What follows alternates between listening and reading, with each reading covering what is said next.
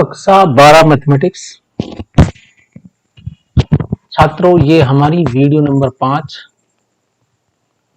और हमारा chapter number 5 चल रहा था डिफरेंशियबिलिटी और कंटिन्यूटी एंड डिफरेंशियबिलिटी, और ये हमारी इसकी वीडियो नंबर 5। इसका example number 15, fx equal to, ये ब्रैकेट में लिखा हुआ है बड़े में, x द्वारा परिभाषित महत्तम पूर्णांक फलन के असातान्त्य के समस्त बिंदुओं को ज्ञात कीजिए। जहां ये हमें डेफिनेशन दी है महत्तम पूर्णांक की, ये महत्तम पूर्णांक को प्रकट करता है। इसके अंदर जो वैल्यू रखी है x से कम या तो इससे कम होगी या इसके बराबर होगी। थोड़ा समझ लें पहले, अगर इसके अंदर 2 है तो आंसर है इसका 2,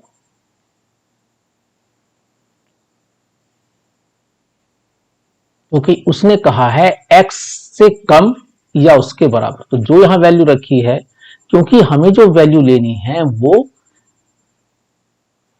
मैक्सिमम इंटीजर लेना है। इसे मैक्सिमम इंटीजर क्या, यहाँ 2 पूरी तो 2 इंटीजर ही है तो 2 आ गया। अगर यहां ये तुम्हारे पास 2.1 होता या 2.9 होता, ये 2.1 है, तो इसका आंसर क्या होगा?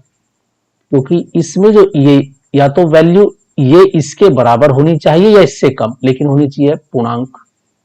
तो पूर्णांक इसमें क्या है? 2। तो इसका उत्तर भी, ध्यान से देखें ग्राफ में, देखो यहां जो है x की वैल्यू 1 है, ये x की वैल्यू यहां 1 है, तो 1 पर हमारी इसकी वैल्यू 1 है। अगर मैंने 1.1 लिया तब भी 1 है। अगर मैंने इसके, हम 2 के अप्रोच करते जा रहे हैं तो लेकिन ये हमेशा इसकी वैल्यू 1 ही रहेगी। हमने 1 लिया तो आंसर 1, 1.1, 1.2, 1.3 कुछ भी आगे की ओर अप्रोच करते चले गए, लेकिन जैसे ही ये 2 हो गया तो इसकी वैल्यू यहां, ये ग्राफ स्टेप हट जाएगा और ये 2 यहां जाएगा, क्योंकि 2 पर इसकी वैल्यू 2 हो जाएगी। फिर ऐसे ही 2.1 पर 2, 2.2, 2.3, 2.4, 2.9 पर, लेकिन जैसे ही 3 जाएगा तो फिर ये ऊपर चले। तो हम देखते हैं कि ग्राफ यहां बन रहा है, तो यहां तो फलन सतत है। अब अगर हम देखें नेगेटिव वैल्यू की बात करें, अगर हमारे पास आंसर है -1, तो -1 क्या है? एक इंटीजर है, तो इसका आंसर हो गया -1, क्योंकि x से कम या x या उसके बराबर। तो जो वैल्यू यहां ये x है तो ये फिलहाल उसके बराबर है, क्योंकि और ये इंटीजर, यहां वैल्यू क्या होनी चाहिए? इंटीजर होनी चाहिए। अगर वैल्यू -1.2 हो जाए तो आंसर क्या होगा, ये सोच। यहां अगर ग्राफ पर देखें तो ये जो तुम्हारे पास है, यहां हमारे पास क्या है? -1 है, तो हमारे पास जो वैल्यू है 1.2 वो इसके बीच में यहां। तो जो इसमें जो इसने कहा है x से कम या उसके बराबर, अब ये वैल्यू या तो 1.2 होती, लेकिन ये नहीं हो सकती क्योंकि इंटीजर नहीं है, तो इससे कम, इससे कम हमारे पास इंटीजर चाहिए, तो इसका आंसर 2 होगा। तो यदि कोई वैल्यू -1 और -2 के बीच में है तो उसका जो आंसर होगा वो क्या होगा? -2 होगा। उसका जो आंसर इसमें आएगा तो ये है -2 के।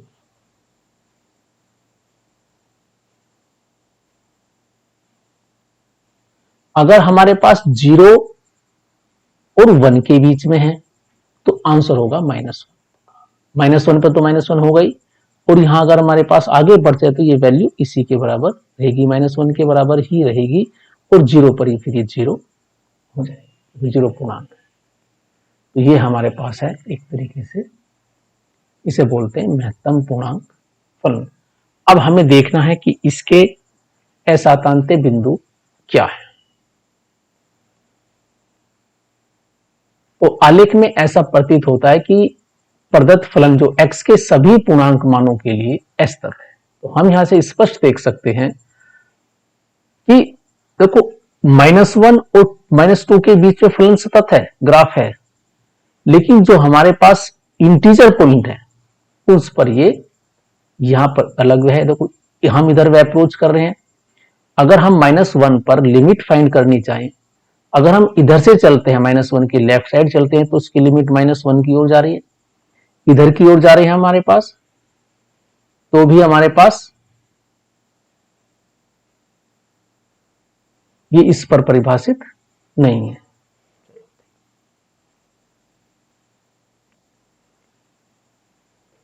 तो दशा है हमारे पास, इसने कंडीशन लिए पहले, माना c एक ऐसी वास्तविक संख्या है जो किसी भी पूर्णांक के बराबर नहीं है।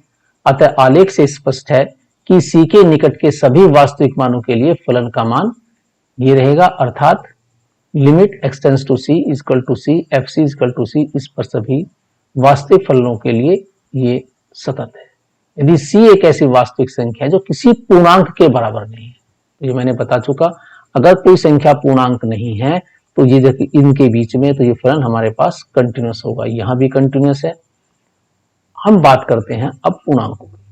अब मान c एक पूर्णांक है, c एक पूर्णांक है, अतः एक छोटी ऐसी वास्तविक संख्या हमने ले ली r, जो r ग्रेटर देन 0 जो हम h मानते थे हमने r माना, तो c माइनस r किसके बराबर होगा, c एक पूर्णांक है, इसमें से माइनस हो गया तो इसका आंसर होता है c माइनस 1।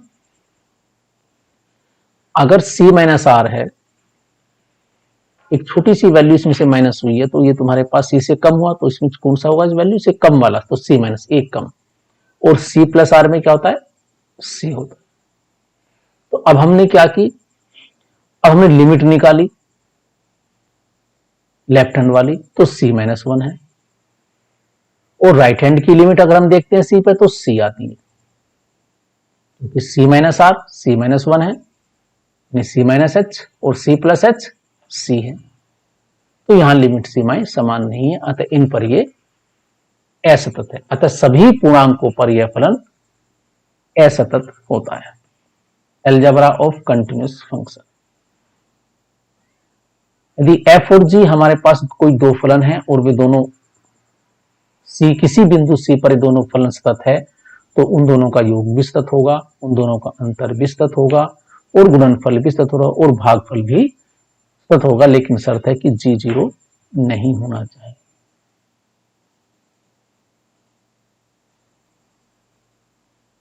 सिद्ध कीजिए प्रत्येक परिमेय फलन सतत होता है। अगर हमारे पास एक परिमेय फलन है p बटे q के रूप में, ये भी एक बहुपद है, ये भी एक बहुपद है, बहुपद हम जानते हैं सतत होते हैं, लेकिन ये वैल्यू 0 पर अगर 0 नहीं होनी चाहिए, तो qx does not equal to 0, तो ये फलन ये सतत होगा।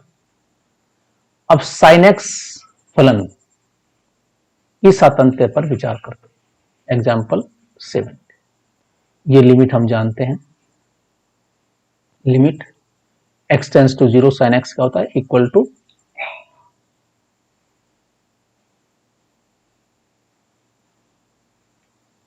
वन होता है।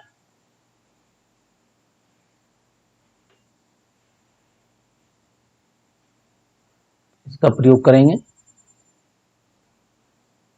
हमारे पास एक फलन है x बराबर sin x।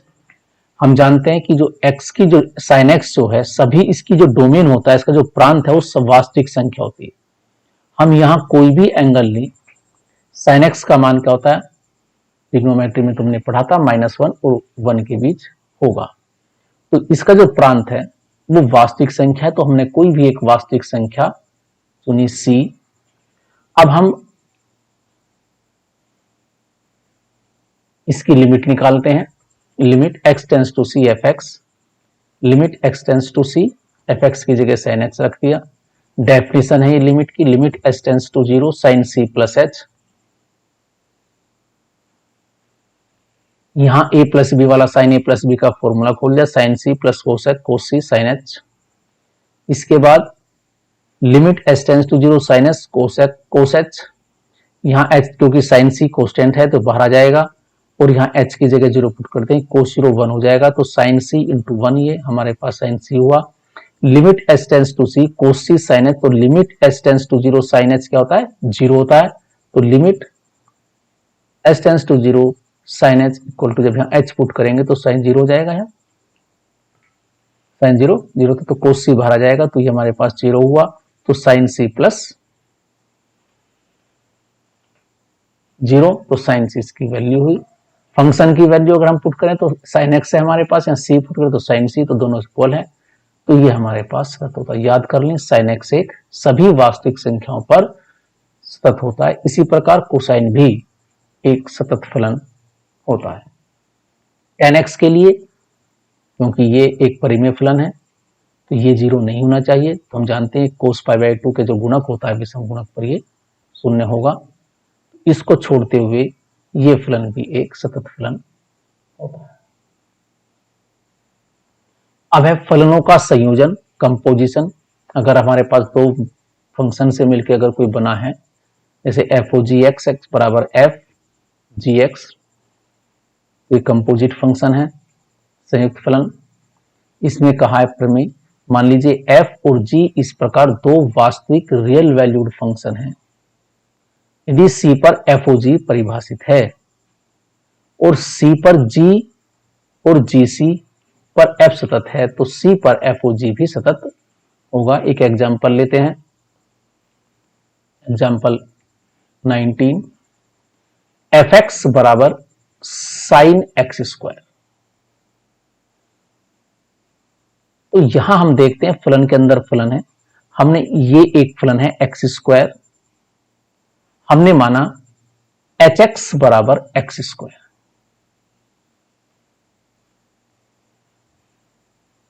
और हमने एक फलन दूसरा माना जी एक्स बराबर साइन एक्स। तो यदि हम जी ओ एच की बात करें, जी ओ एच की बात करें, यहां एक्स लगा लें अगर, ये फलन बनता है। इसे हम लिख सकते हैं जी, फिर ब्रैकेट लगाएंगे ओ की जगह, और यहां लिखेंगे एच एक्स।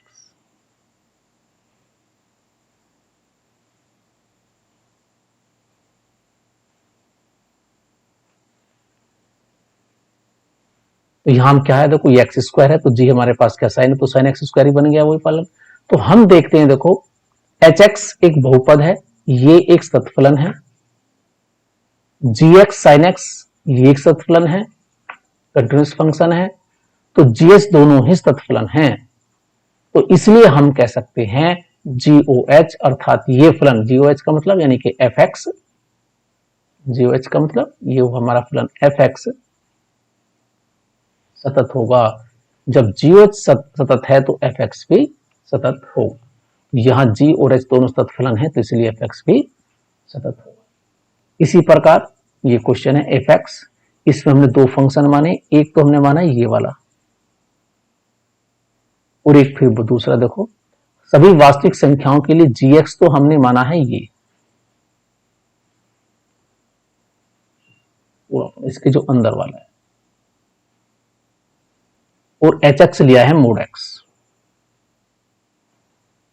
तो एच ओ जी एक्स इसने प्रूफ करके दिखाया है, H O G X H G X, H G X की वैल्यू पुट की ये वाली, और हम जानते हैं अगर एक्स रखा तो मोड बन जाएगा, तो सारे का मोड तो ये एफ एक्स के बराबर है।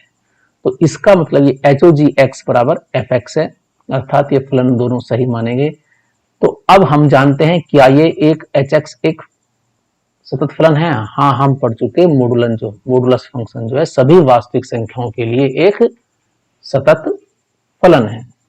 जी एक्स यहां ये एक बहुपद है और ये एक मोडुलस है, तो जब तुम्हारे पास ये सतत फंक्शन है सभी रियल वैल्यू पे और ये एक बहुपद है, दोनों का योग है, दो सतत फलनों का योग है ये, तो ये हमारे पास gx भी सतत होगा।